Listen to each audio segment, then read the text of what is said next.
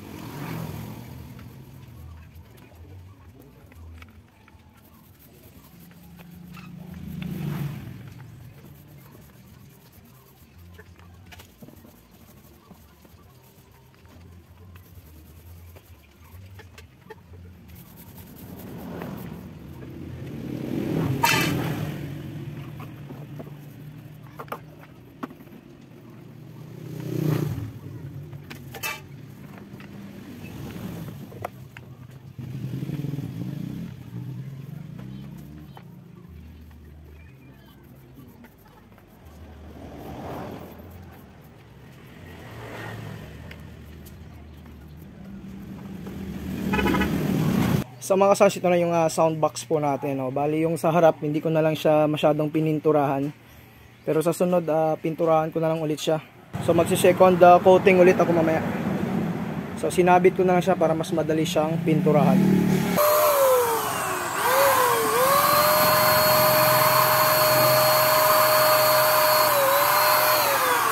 So mga ka-sounds, alam nyo ba kung yung, ano yung nilagay ko dito sa loob ng soundbox na ito, no?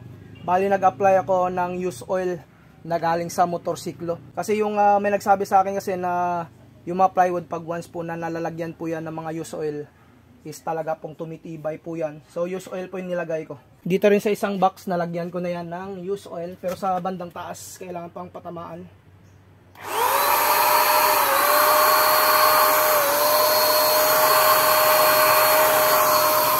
Yung mga next box, so yung mga lumang box ng Live Pro. So yan yung sunod pag natapos yung dalawa na yon.